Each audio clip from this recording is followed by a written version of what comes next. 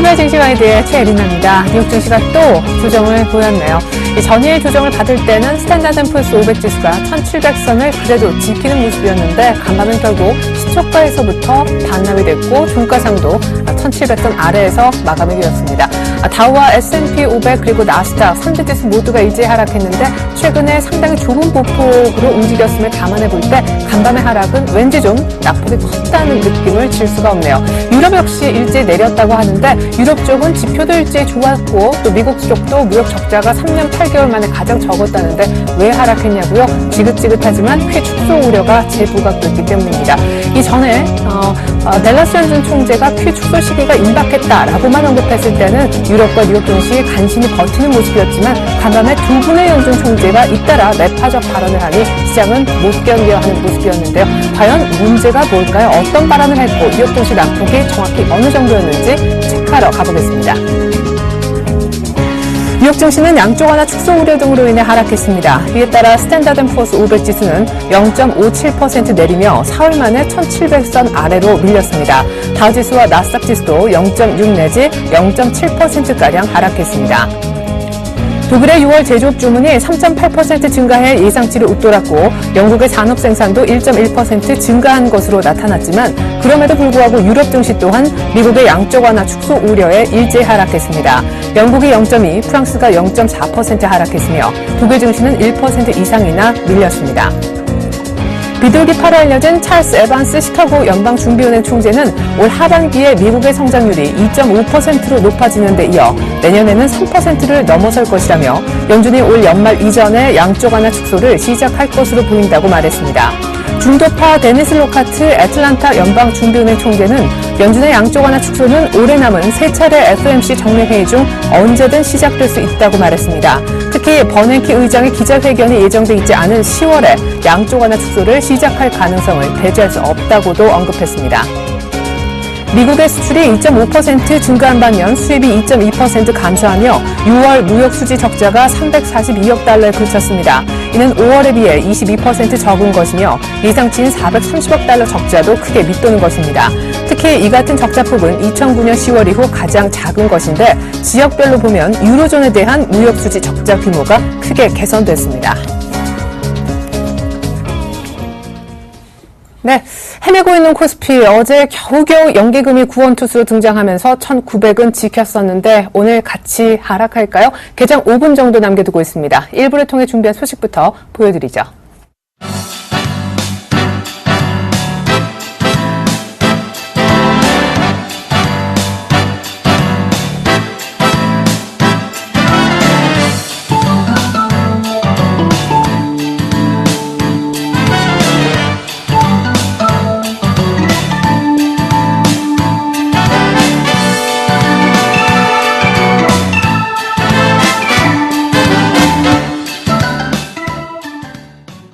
네, QE 축소 시기와 관련된 연준 총재들의 잇따른 발언이 나왔는데요. 역시 간밤 글로벌 증시의 압박 요인이었는데 잠시 후에 김동섭 이사만의 해석도 들어보도록 하겠습니다.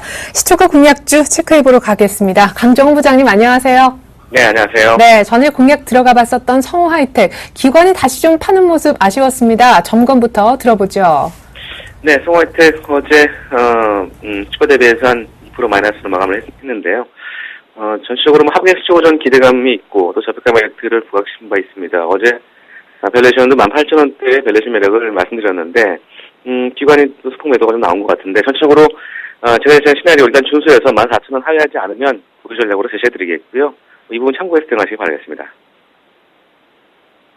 그렇다면 오늘 시초가에는 어떤 종목을 들어가 보면 좋을지 제가 듣기로는 테마주 가운데 하나 준비하셨다고 들었는데요. 네, 최근에 관련 모멘텀이 좀 뜬 종목 중에서도 조금 회사가 좀 재무구조가 좀 괜찮은 종목을 좀 선정을 해봤는데요. 네. PS텍을 준비했습니다. PS텍은 이 전력기기 사업 부분과 자동차 부품 사업을 영위하고 있고 자동차용 전장기기 이런 계기류를 제조 판매하고 있습니다. 자동차 부품 사업은 팬 모터라든가 와이퍼 모터 이런 자동차용 소형 모터 중심의 그 부품 설계와 제조를 하고 있고요. 이 전력연계 사업은 그 전자식 전력연계, 그다음에 원격 검시 시스템 이런 그 대용량 차단기를 생산하고 있습니다. 지난해 말 기준으로 해서 매출 비중은 전력기기 부분이 61%를 차지하고 있고 자동차 부품이 38%를 차지하고 있습니다. 지난해 말 기준 동사가 전력기기 사업 부분에서 35%의 시장 점유율을 유지하고 있고요. 자동차 사업 부분은 아까 말씀드린 바와 같이 이 팬모터라든가 와이프 모터 이런 소형 모터 중심의 OEM 납품 기준으로 해서 75%의 시장 점유율을 향하고 있는 그런 회사라고 보시면 되겠고요. 투자 포인트는 두 가지를 줄 수 있습니다. 첫 번째는 매출 증가를 줄 수 있는데 올해 1분기 연일 기준 매출액은 전년 동기 대비해서 10.4% 증가한 74억을 기록했습니다. 하지만 원가의 상승으로 인해서 영업 손실이 2억 원 정도 발생을 했는데 전년 동기 대비해서는 적자 전환을 했습니다. 하지만 영업 손실 발생에도 불구하고 이 관계 기업 평가이익 발생이 좀 되면서 비영업 수지가 좀 개선됐습니다. 그래서 순이익은 전년 동기 대비해서 16% 증가한 40억을 시현을 했고 경기가 침체였습니다만 꾸준히 수주 물량을 좀 확보하고 있어서 향후에도 좀 안정적인 성장이 예상되는 그런 회사라고 보시면 되겠고요. 두 번째는 말씀드렸던 바와 같이 모멘텀을 좀 형성된 부분이 있는데 장마가 한 49일 정도 지나면서 본격적인 무더위가 시작되고 있습니다. 전력난이 예상되면서 8월 둘째 주가 본격적인 전력 수급의 최대 고비인 상황인데 이 관련된 종목들 스마트 그리드 관련주라고 해서 이 정보 기술을 이용해서 전력망을 관리하는 효율적으로 전기를 사용하는 차세 전력망을 가리키는데 이 관련 모멘텀 업종들이 좀 강세를 보이고 있습니다. 그래서 누리텔레콤, 오니시스템, TS텍 이런 종목들과 더불어서 로켓 전기 이런 종목들도 최근에 관련 모멘텀을 떴는데 PS텍은 올해 실적과 매출이 좀 증가되고 있는 모습을 보이고 있어서 관련 모멘텀으로 단기 모멘텀으로는 충분히 오늘 공략이 좀 가능할 것이다라는 판단이 들어서 오늘 시초가 공략주로 이 PS텍을 준비를 했습니다. 네, 8월 7일인데요. 8월 둘째 주 전력 수급의 최대 고비 역시 예상하시면서 테마주 가운데 재무구조 탄탄한 PS텍을 추천해 주셨습니다. 가격 대응은 어떻게 하면 좋을까요? 네, 오늘 시초가에 공략을 하면 되겠고요. 목표가는 6,500원까지 제시해드리겠습니다. 손절가는 5,700원. 꼭 주의해서 대응하시기 바라겠고요. 말씀하신 것과 같이 적정 밸류에이션 산정보다는 최근에 단기 모멘텀이 좀 부각되고 있는 모습이기 때문에 이런 부분 참고해서 꼭 원칙적인 준수 대응해서 대응하시기 바라겠습니다. 네. 그렇다면 사실 테마주들이 좀 많은데 아까 얘기하셨던 옴니 시스템이라든가 다른 누리텔레콤이라는 종목보다 이 종목이 약간 더 우위를 점하는 그런 요소는 뭐가 있을까요? 아무래도 이 전력연계 사업 부분의 매출이 좀 증가하고 있고요. 다른 종목 대비해서는 사실 이런 실적이라든가 이런 매출 증가가 일단 회사를 투자하는 데 있어서 좀 더 안정적이라는 판단이 들어서요. 이런 부분과 또 자동차 부품 사업으로도 연계되고 있기 때문에 두 가지의 관련 사업이 다른 업종보다 좀 장점이 있지 않나 이렇게 좀 판단할 수 있을 것 같습니다. 네, 포트폴리오도 좋고 테마주 내에서 조금 실적도 탄탄해서 특별히 PS텍을 주목한다라는 말씀까지 들어봤습니다. 부장님 오늘 시초가 공략주 PS텍 설명 잘 들었습니다. 네, 고맙습니다.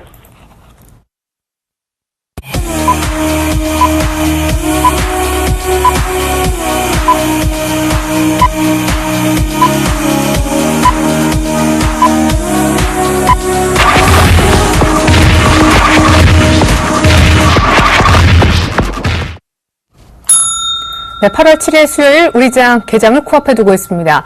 우려에 그쳤던 양적 완화 축소가 이제 가시화되려 하자 투자자들의 불안감은 다시 좀 커지고 있습니다. 무엇보다 연준 총재들의 입을 막을 수도 없고요. 계속해서 9월에 한다, 10월에 한다, 하반기 미국 경제 펀더멘털이 상당히 좋아질 것이다. 그러니까 결국 양적 완화 축소를 할 수 있는 환경이 만들어진다라는 얘기를 하루가 멀다 하고 쏟아내고 있는 형국인데요. 시장이 이미 많이 올라온 상황에서 특별히 뉴욕 증시가 더 갈 수 없는 이유를 제공하고 있습니다.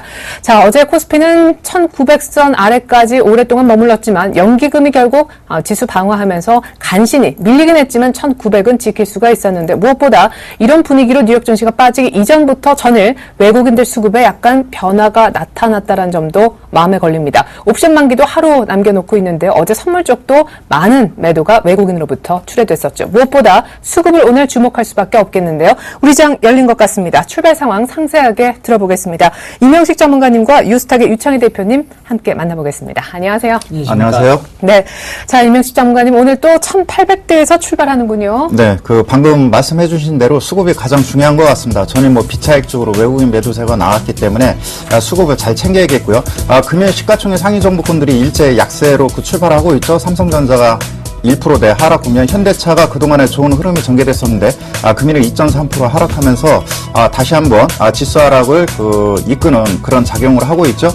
현재 코스피 지수의 경우 1900선을 이탈한 14포인트 하락한 1892포인트에서 일단은 저점을 형성하고 있는데 1900선 유지가 관건이라고 볼 수가 있겠습니다. 현재 시가총액 상위 종목군들이 일제히 약세 출발하고 있는 그러한 모습을 보여주고 있기 때문에 장 중후반 어느 정도 변동성이 완화될지 지켜야 볼 대목이고요. KTNG가 최근에 상당히 옆으로 횡보하는 그런 모습을 보여줬는데 금일은 소폭의 오름세로 출발하는 모습을 보여주고 있고 전반적으로 시가총액 상위 종목부터 약세 국면이 형성되고 있기 때문에 특별히 말씀드릴 그런 상황이 아니라고 판단이 되고요. 그러나 이러한 약세 국면 속에서 한미약품이 한 6%대 실적 악화를 이겨내는 그러한 강한 반등 모멘텀이 나타나고 있죠. 또한 최근에 의류업체 실적이 안 좋았는데 베이직 하우시스가 2분기 실적을 좋게 내면서 현재 2%대 반등 모멘텀이 나타나고 있고 전반적으로 산발적인 그런 개별 종목군의 그런 모멘텀으로서 반등 모멘텀이 나타나고 있고 시장 전반적으로 약세 분위기가 팽배하다라고 볼 수가 있겠습니다. 예. 자, 코스피는 1890선대 초반에서 출발을 하고 있습니다. 1800대 허용하고 있다는 말씀 다시 한번 드리고요. 니케이의 개장 상황 보니까요. 전일 1% 남짓 오르면서 14,440선 정도까지 갔었었는데 오늘 역시 1.7% 정도 조정을 받으면서 니케이 14,100선 정도까지 다시 내려와 있습니다. 자, 이번엔 코스닥을 좀 봐야 될 텐데 코스닥은 어제까지도 상승세가 유지가 됐었죠. 오늘 출발은 어떻게 하고 있나요? 네, 오늘 코스닥 시장은 약세로 출발하고 있지만 그래도 코스피 시장 대비해서는 선방을 하고 있다 생각을 하고 있습니다. 1.39포인트 하락한 555.97포인트에서 주가가 형성이 되고 있고요. 어저께 하고 최근 코스닥이 한 3일 연속 올랐었어요. 지난 네. 금, 월, 화 해가지고 3일 연속 올랐던 부분들에 대한 좀 차익 실현 요소도 좀 있을 것 같고요. 또 어쨌든 이제 560포인트에 대한 단기적인 좀 저항세가 나올 수 있는 구간이다라는 거. 560포인트가 중요한 부분들은 지난 6월 달에 보신다면 급락이 시작됐던 구간이 한 560포인트가 무너지면서 좀 추가적인 급락이 나왔던 위치였기 때문에 여기를 한 번에 돌파하기는 쉽지 않을 거라는 거 좀 미리 말씀드리고 싶고요. 다만 이제 아직은 상승 추세가 꺾인 건 아니기 때문에 우상향하는 모습은 좀 더 이어질 수 있다라는 거 좀 엿보면서 시장을 바라보셨으면 좋겠고요. 시가총액 상위 종목을 좀 보신다면 전체적으로 그렇게 나쁜 편은 아닙니다. 다만 이제 셀트리온이 최근에 좀 강세를 띄었던 부분에 대해서 차익 매물이 나오면서 오늘 1.3% 정도 하락세를 보여주고 있다는 부분들. 오늘하고 내일이 셀트리온의 주가가 상당히 중요한 변곡이 될 수 있다는 거 미리 좀 말씀드리고요. 기타 파라다이스, 서울반도체, CJ50핑 모두 나름대로 상승세로 시장을 이끌고 있다는 부분들 좀 엿볼 수 있고요. 태용하고 포스코 ICT 역시 강세를 보이고 있고 GS홈쇼핑하고 SK 브로드밴드, SFN은 약간 하락세 보이고 있지만 코스닥의 시가총액 상위 종목은 아직까지는 그렇게 나쁜 편은 아니다라는 부분들. 그러다 보니까 코스닥이 크게 하락하기보다는 혼조세로 좀 출발을 하고 있다는 부분들 말씀드리고 싶고요.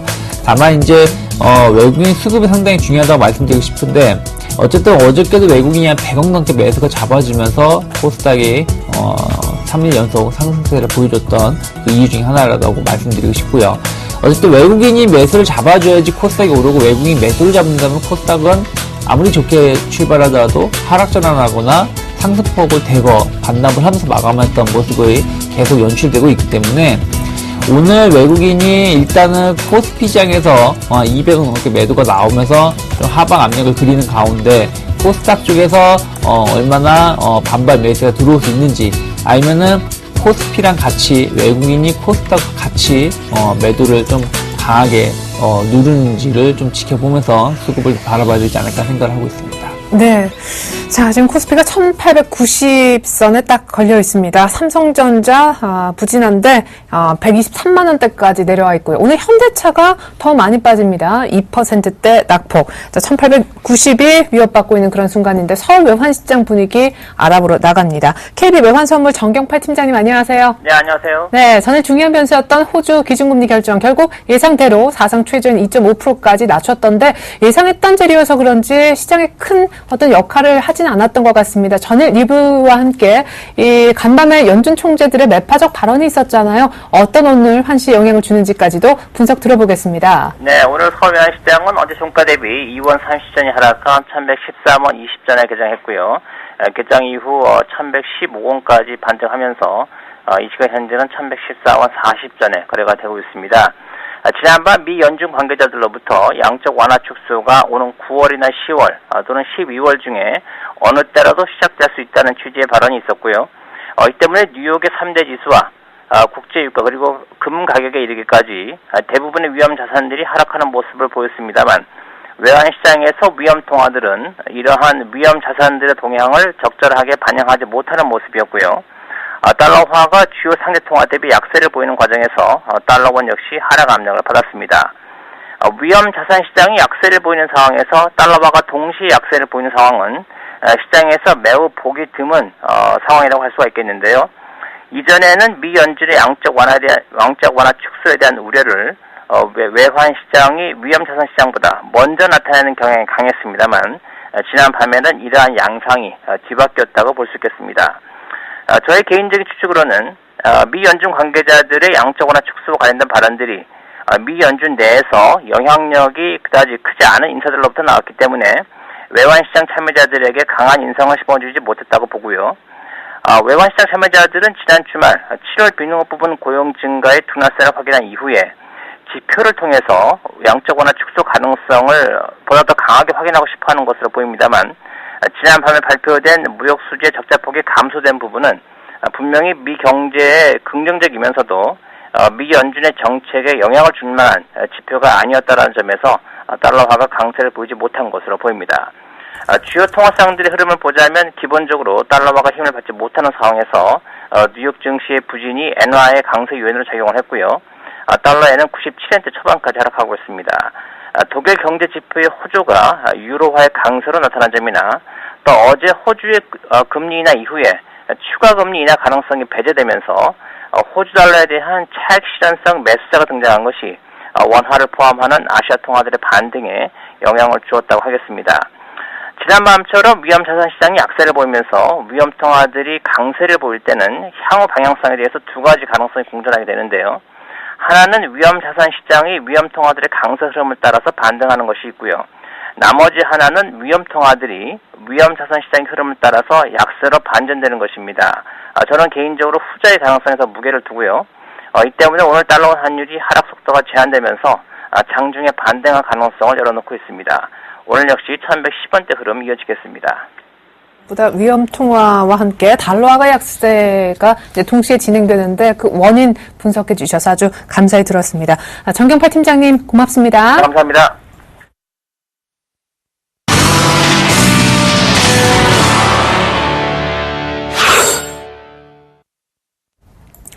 네, 1890선을 겨우겨우 지키고 있는데요.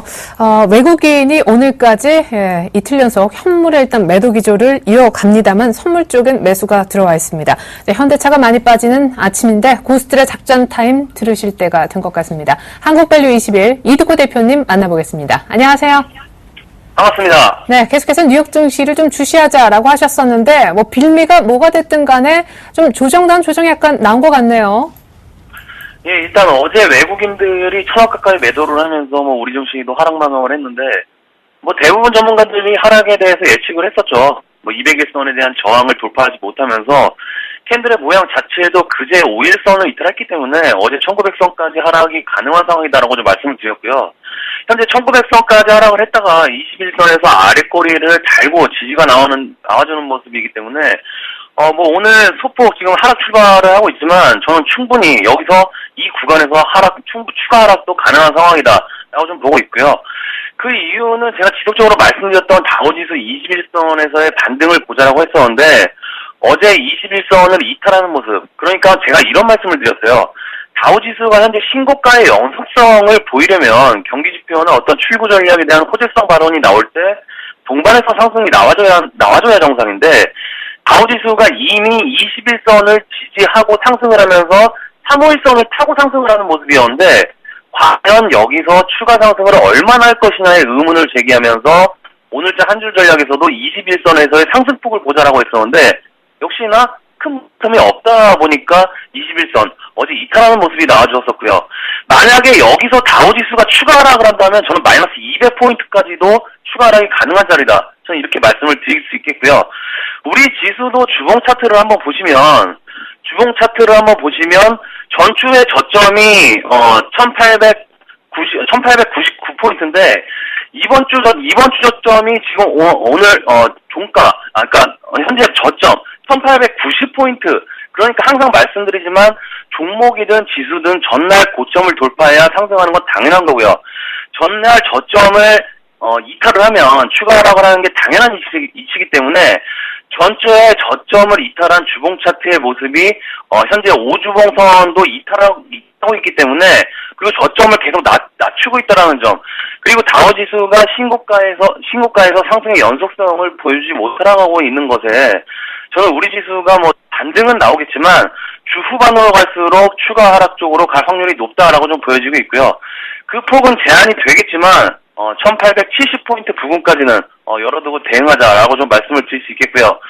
어제 지난주부터 좀 말씀을 드렸지만 코스피 지수 상승을 견인했던 섹터들 조선, 철강, 건설 이런 섹터들이 지금 눌림목 구간 그러니까 지속적으로 상승을 하면서 지수 견인을 하다가 눌림목 구간까지 하락을 한 이후에 이렇다 할 반등이 지금 못 나와주고 있어요.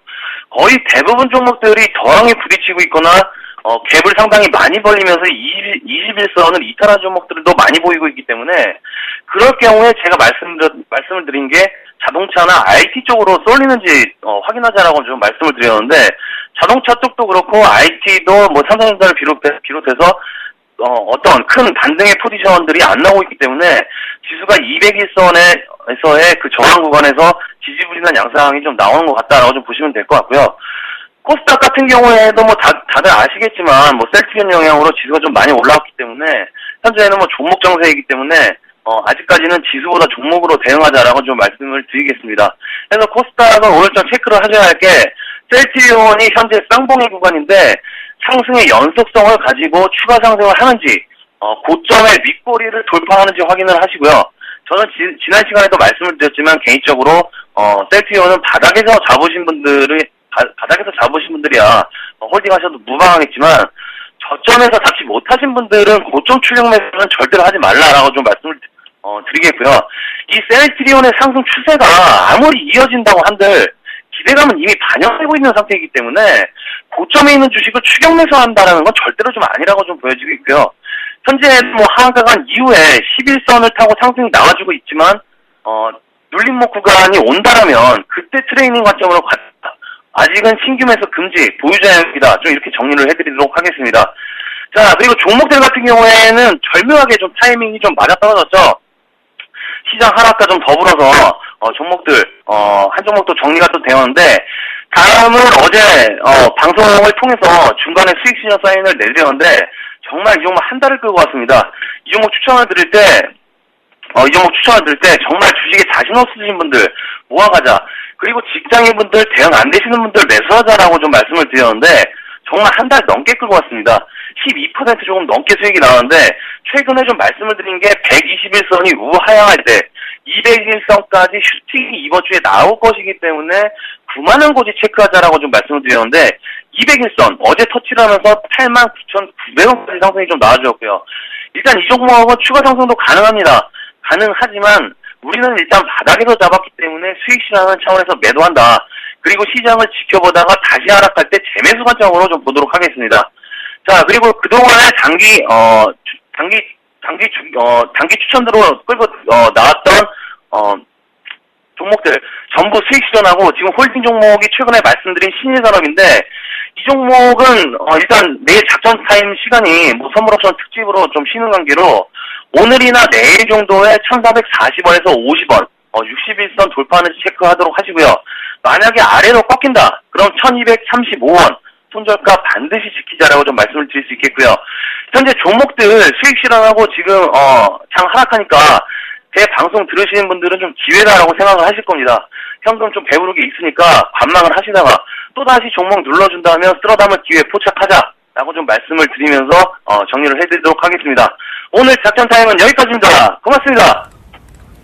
네, 이두근 대표님 다음 12% 수익 난 거 다시 한번 축하드리겠습니다. 신일산업 손절가 1235원 기억하시면 좋겠습니다. 계속해서 출발 키포인트 브리핑이 이어집니다.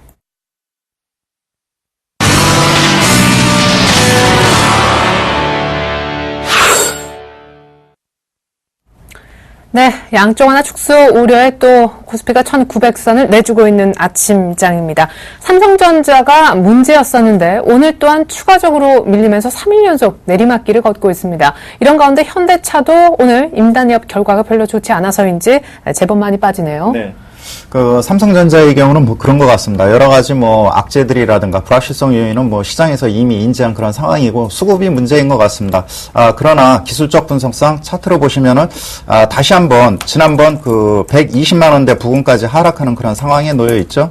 그렇기 때문에 120만 원대를 그 지지해주고 다시 한번 반등 모멘텀이 나타나는지 한번 지켜봐야 되는 그런 상황이라고 볼 수가 있겠고 최근에 그 낸드 가격이 소폭 한 2, 3달러 정도 가격 조정을 보인 영향이 크다라고 좀 볼 수가 있겠고 반면에 그 LG전자의 경우에는 뭐 G2에 대한 그러한 그 기대감이 반영되면서 오히려 삼성전자는 뭐 상반된 그런 모습을 보여주고 있죠. 그렇기 때문에 일단은 뭐 삼성전자도 LG전자처럼 일말의 그런 그 반등이 전개될 수 있는 여지는 충분히 있다라고 볼 수가 있겠고, 일단은 뭐 불확실성이 모두 반영된 LG전자 쪽이 다시 한번 포커스를 받는 그런 상황이라고 볼 수가 있겠습니다. 자동차 섹터에서는 현대차가 금일 다시 한번 뭐 큰 폭의 하락 국면이 나타나고 있는데 하락 요인에는 뭐 두 가지 요인이 있는 것 같습니다. 임금 협상이 그 부결됨으로 인해서 노동쟁의를 뭐 실청할 것으로 보여집니다. 그렇다면은 파업으로 그 이행될 가능성이 크기 때문에 이 부분이 반영되고 있다라고 볼 수가 있겠고, 현재 뭐 노조에서는 뭐 성과급 30%를 인상을 요구하고 있는데 사측에서는 현재 뭐 평균 연봉이 1억 원 수준이기 때문에 좀 과도하다. 이런 요인 때문에 임금 협상이 부결됐다라고 볼 수가 있겠고, 네. 또 한 가지는 그 내수 시장에서 그 외산차에 대한 그런 그 뭐랄까 시장 점유율이 확대되고 있죠. 이로 인해서 일부 내수가 부진되고 있는데 현재 일부 그 재고에 대한 그런 할인율이 들어갔습니다. 특히 제네시스의 경우 뭐 1천만 원까지 그 가격 할인이 나타났다고 하니까 네. 아무래도 뭐 수익성에 대한 그런 불확실성, 그 다음에 향후 파업이 진행될 경우에 따른 그런 뭐 생산량 차질, 이러한 것들이 우려감이 반영되고 있다라고 볼 수가 있겠습니다. 네.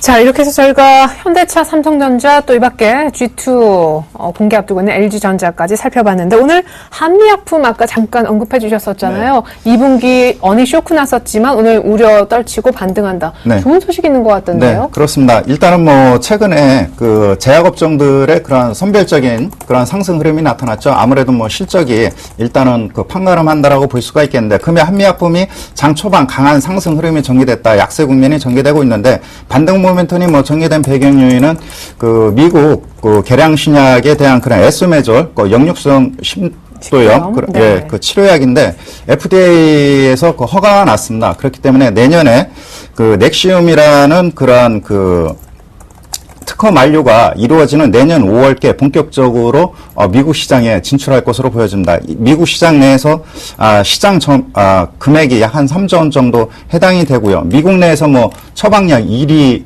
제품이라고 하니까요.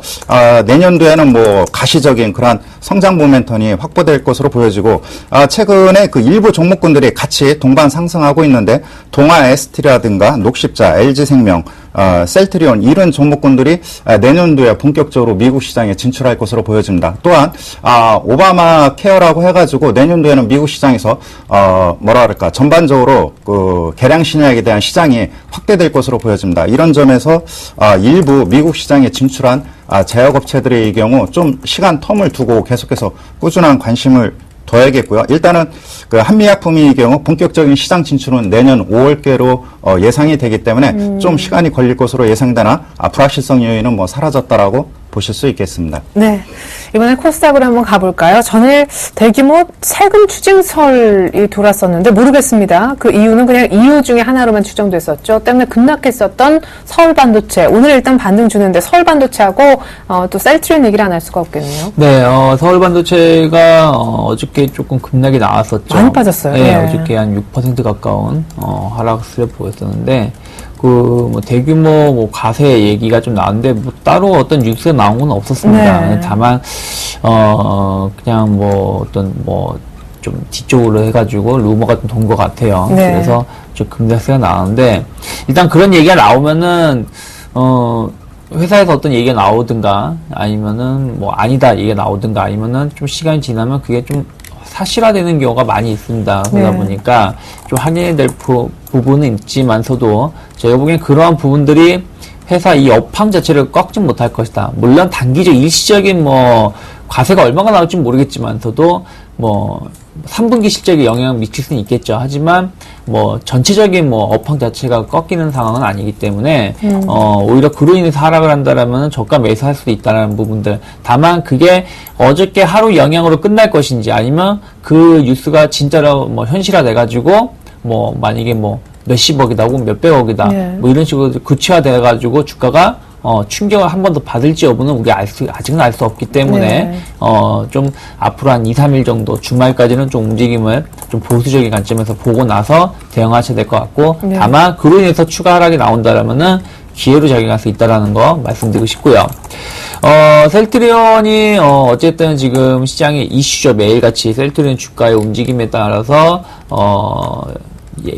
코스닥 시장도 흔들리거나 혹은 뭐 상승으로 뭐 움직이거나 하고 있는데, 제가 지난주 이 시간에 이제 말씀드렸던 게 뭐냐면은, 저라면은 셀트리온은 충분히 매수할 수 있는 구간이다라고 말씀드렸었어요. 네. 그때가 56,000원대. 그러니까, 그날 그렇게 말씀드리면서 그냥 상한가를 갔을 때 좀 저도 집에 가서, 뭐 사무실에 가서는 좀 당황을 했었는데, 네. 어쨌든 제가 그때 말씀드린 건 지금은 사볼만 한 위치였다, 라고 말씀드렸었고, 그러한 상황에서, 어찌됐든 그로 인해가지고 거의 한 10% 이상 주가가 올라온 상황에서 지금은 이제 어떻게 될 것이냐. 제가 보기에는 어찌됐든, 첫 번째가 셀트리온을 좀 강하게 이끌었던 요인, 6월 달에 좀 상승으로 이끌었던 요인이 유럽이었습니다. 그리고 7월 달 중순부터 셀트리온을 좀 강세로 돌릴 수 있었던 요인은 또 일본이었고요.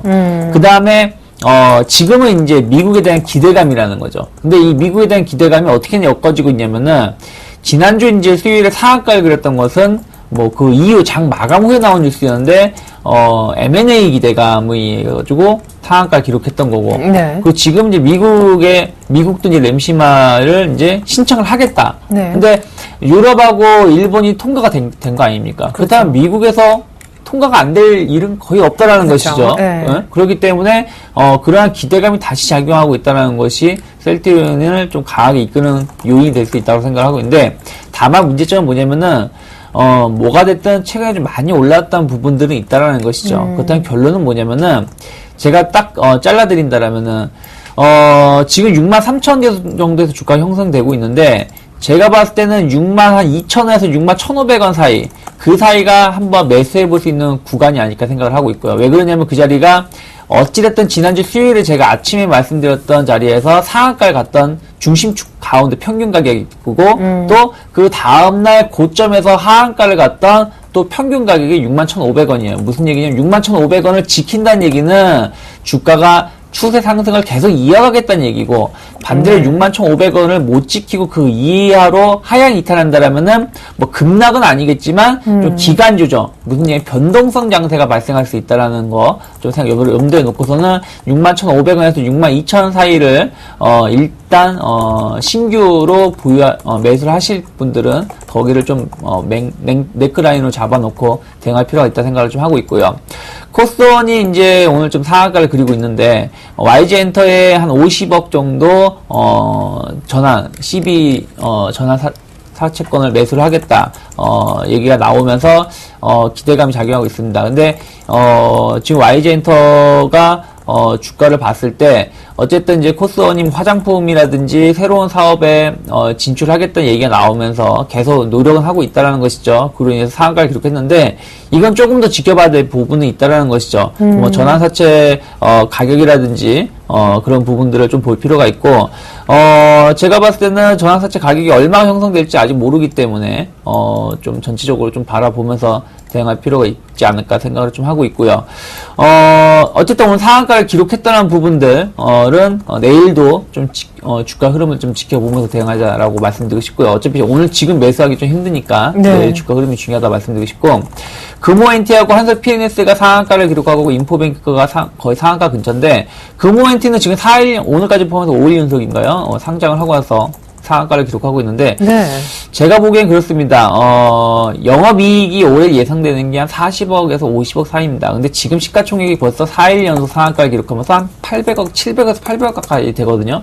지금 무슨 얘기냐면, 퍼로 따진다 그러면은 거의 20배 수준에 육박하고 있다. 그렇다면 지금 고평가 놓여있다고 볼 수 있기 때문에 지금 뭐 이 종목이 얼마를 더 갈지 모르겠지만 여기서 신규 매수하는 거는 의미가 없다라고 생각됩니다. 왜 그러냐면은 여차하거나 다시 바로 또 급락세로 전될 수 있기 때문이죠. 그래서 좀 조심하셨으면 좋겠고, PNS가 넥스지 이제 M&A 인수죠. 거기에 대한 기대감이 오늘 작용하고 있는 것 같아요. 어제 오늘 작용하면서 상한가를 기록하고 있는데, 일단은 제가 보기에는 여기서는 추세가 하루 이틀 정도는 좀 확인해 보면서 대응할 필요가 있고, 만약에 추가 상승을 보인다라면은 한 1,800원대까지는 충분히 올라올 수 있다라는 거 말씀드리고 싶고, 마지막으로 인포뱅크 같은 경우가 실적 개선에 대한 기대감, 문자 서비스라든지 이런 거에 대해서 좀 실적 개선에 대한 기대감으로서 상한가를 기록하고 있는데, 그로 인한 실적 개선은 조금은 제한될 수도 있다라는 거, 그렇기 때문에 무리한 추격 매수보다는 좀 확인을 하면서 대응할 필요는 있지 않을까 생각을 하고 있고, 다만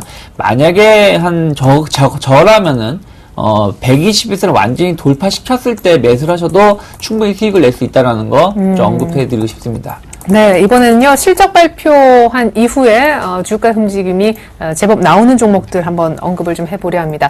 아모레그룹 쪽의 실적이 나왔죠. 특별히 오늘 아모레 주가 흐름이 좋은 것 같고, 락앤락, 특별히 아까 잠깐 언급하신 베이직하우스가 많이 오르네요. 그렇습니다. 그 중국 내수 관련주로서 금년 상반기까지 상당히 뭐 시장에 주목을 받았었는데, 이후 뭐 가격 조정을 충분히 받았죠.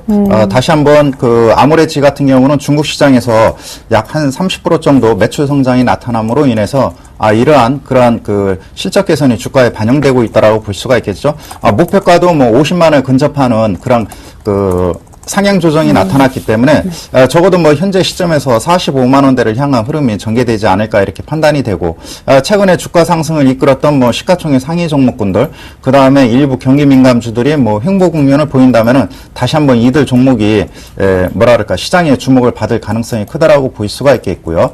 먼저 실적 발표한 뭐 베이직 하우스의 경우에는 횡보 국면이 나타나고 있는데, 역시 중국 매출이 상당히 좋았습니다. 그렇기 때문에 2분기 전체 그 영업이익 이 경우에는 전년 대비 약 40% 정도 상승을 했는데, 영업이익이 뭐 78억 정도밖에 안 됩니다. 그만큼 작년도 부진했던 그 중국의 그러한 그 매출 부진이 금년도 상반기에 충분히 반영이 되고 본격적으로 이제 막 그 턴 어라운드 된다라고 볼 수가 있겠고요. 그렇기 때문에 꾸준한 관심이 필요하겠죠.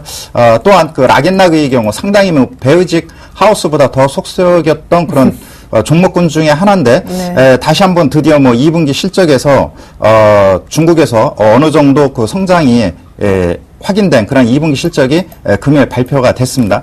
그렇기 때문에 락앤락의 경우에도 어느 정도 안정적인 주가 흐름이 다시 한번 뭐 지속될 수 있는 그런 상황이라고 볼 수가 있겠습니다. 그렇기 때문에 다시 한번 미워도 다시 한번 뭐 관심을 가져야 되는 그런 상황이라고 볼 수가 있겠습니다. 네, 그래도 1890선 깨지 않은 채로 낙폭을 조금 줄여주고 있는데, 외국인 기관 쌍끌이 매도가 거래소 쪽에 걸려있는 건 마찬가지 상황입니다. 이어서 수급 특징주, 전일 기준으로 한 종목들 뽑아서 보여드리겠습니다. 네, 전일 거래소에요. 외국인들이 한 1,500억 정도의 아주 오래간만에 12일 거래 만에 순매도 전환이 있었던 그런 날이죠. 그래도 가장 많이 매수했었던 종목은 코덱스 200이었었고요. 가장 많이 정리했던 종목 삼성전자였습니다. LG전자는 샀지만 또 LG디스플레이는 약간 팔았고요. SK텔레콤은 샀지만 KT는 팔았습니다. 이 밖에 어제 장중 조정으로만 끝냈던 상당히 강한 모습의 삼성 SDI 외국인이 역시 샀고, SK이노베이션도 최근에 기관 매도 때문에 약간 주춤했지만 외국 외국인들의 러브콜은 계속 이어지고 있는 모습입니다. 이어서 기관 매매 상위주 보시죠. 네, 어제 기관도 나흘 만에 한 1,000억 정도 순매수 들어왔었죠. 물론 이제 잠시 후에 보여드릴 연기금의 매수가 상당히 컸었었는데 기관은 LG 디스플레이, LG 전자 그리고 다섯 번째 줄에 보시면 LG 그룹 IT 계열 거의 다 담았고요. 삼성전자도 외국인 팔았지만 기관은 담았습니다. 인버스 샀지만 코덱스 200, 코덱스 레버리지 모두 정리했네요.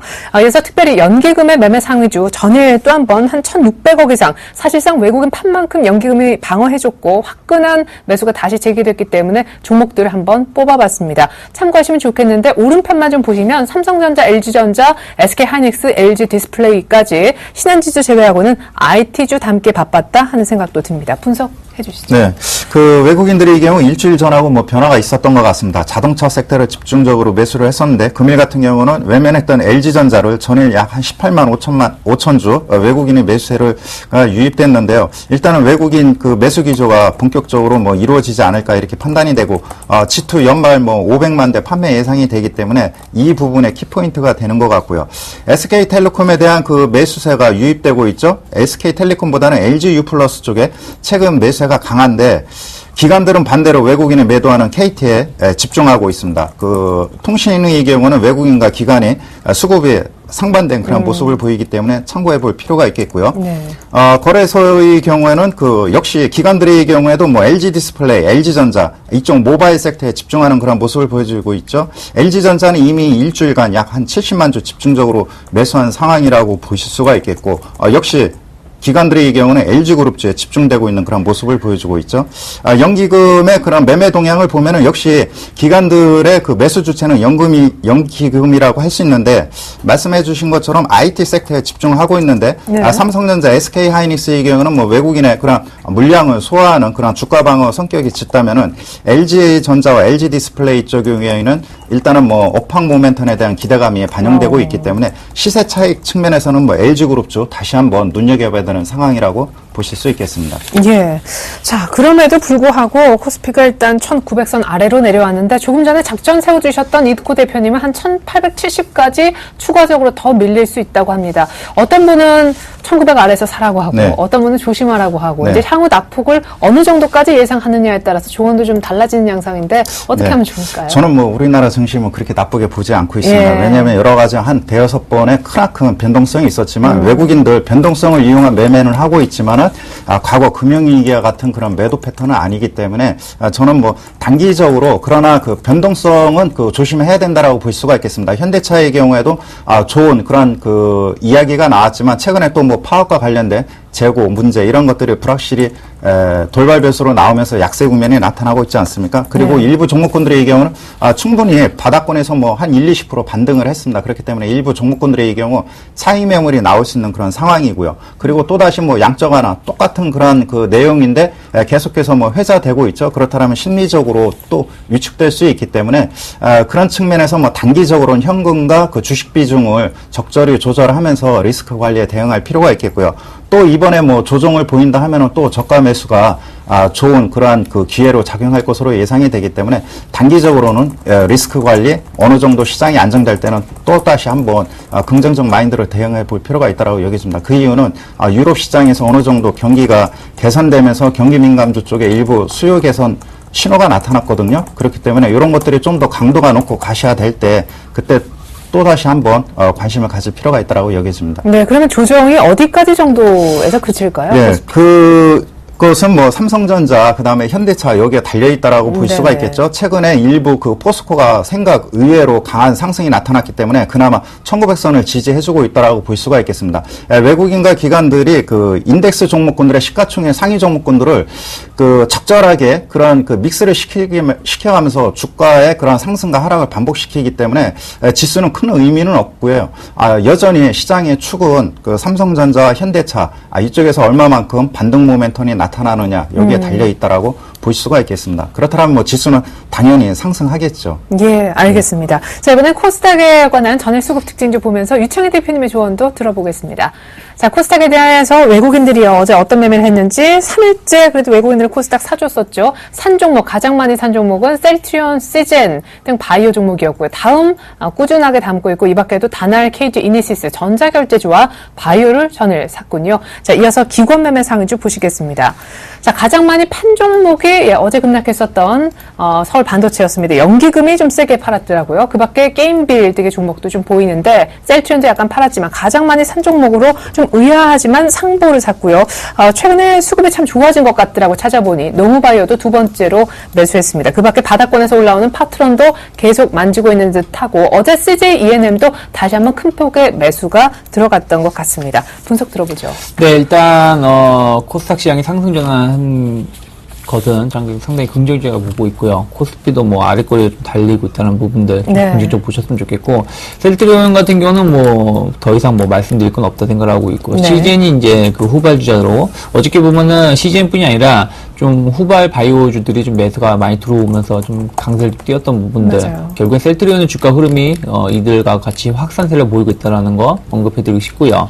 뭐 다음이라든지 다날 KG 이니시스 같은 경우도 약간 이제 전체적 추세를 좀 돌려놓고 있다는 부분들, 외국인이 좀 3분기 때 2분기 이후를 좀 관심 있게 보고 있는 것이 아닌가 생각을 좀 하고 있고요. 어저께 아까 방금 상보를 말씀하셨는데 네. 의외였어요. 어저께 기관이 강하게 한 120억 정도 매수가 상당히 많이 들어왔었던 네. 부분들.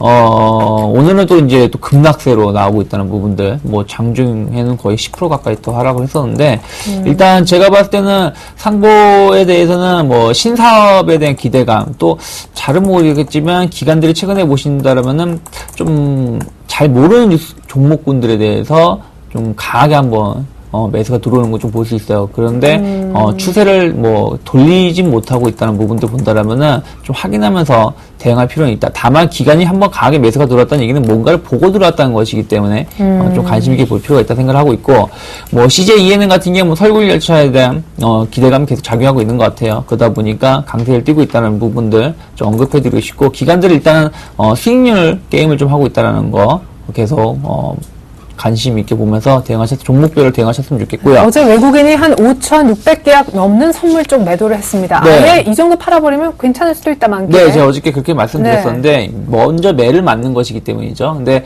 오늘 좀 우리가 좀 봐야 될 부분들은 그러한 상황에서의 삼성전자의 주가 흐름이 중요하다는 부분들. 어저께 이제 중요 지지 라인을 하향 이탈한 상황에서 추가 하락이 나오면서 이제 제가 어저께 말씀드린 게 120만 초반도 볼 수 있다고 말씀드렸는데, 여기서 이제 외국인 선물이 좀 매수가 들어와 주면서 지금 이제 경기 민감주에 좀 쉬어가고 있거든요. 그렇다면은 대형주, 삼성전자 필두로 한 IT가 좀 올려준다면 삼성전자의 힘이 제일 중요하고, 삼성전자 하나만으로도 만기에 대해서는 또 지수 자체를 뭐 크게 변동성 높일 수 있기 때문에 오늘 삼성전자의 흐름을 보면서 만기 전에 흐름이 뛸 수 있는지를 좀 힌트를 찾아보시는 게 좋지 않을까 생각을 하고 있습니다. 네, 기관이 매수 전환해주면서 우리 이창희 대표님이 지적해주신 대로 코스닥이 일단은 상승 전환해 있습니다. 코스피도 낙폭을 많이 줄이고 있는데요. 이상으로 두 분과는 인사 나누겠습니다. 분석 잘 들었습니다.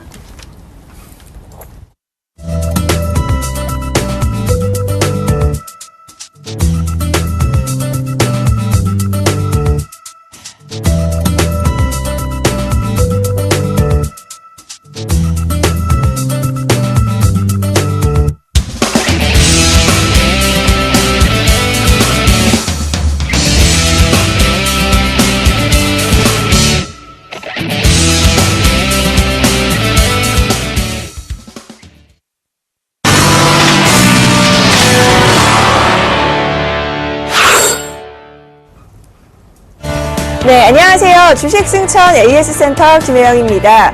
전일에는 나무누멘토와 김영근멘토가 포트 대결을 펼쳤는데요. 먼저 나무누멘토의 포트폴리오 확인합니다.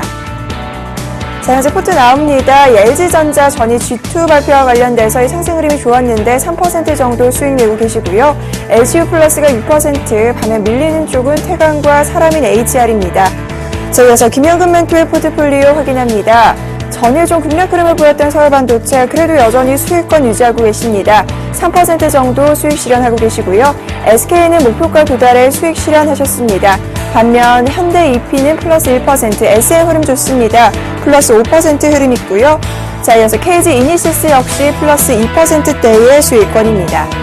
자, 이어서 전일에는 이 김영근 멘토만이 관심주 제시했습니다. 휴비츠 관심주로 체크를 해주셨는데요.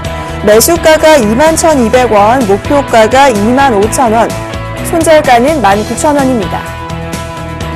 자, 앞서 살펴본 휴비츠 현재가 흐름 짚어봅니다. 자, 현재는 파란불 켜고 있습니다. 약세 흐름 이어지는데요. 21,450원에 거래 중입니다.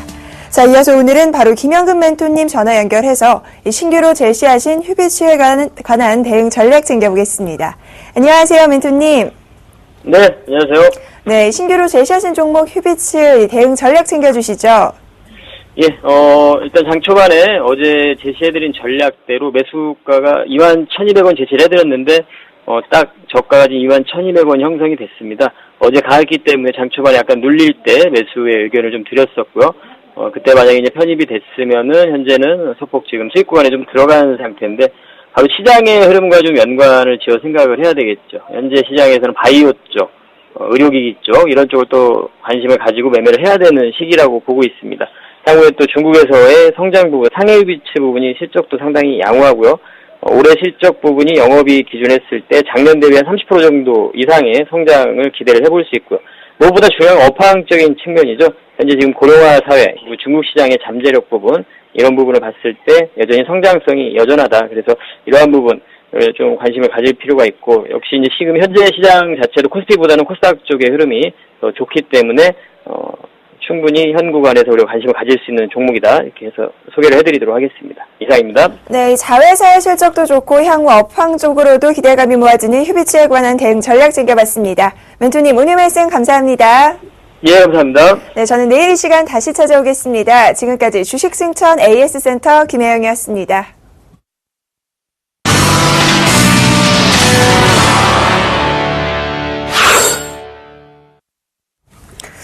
네, 코스피가 1890선 정도에서 머물고 있지만 1880대는 허용하지 않은 상황에서 낙폭을 줄여주고 있고요. 코스닥은 기관이 매수 전환하면서 쌍끌이 매수 속에 곧바로 상승세를 이어가고 있습니다.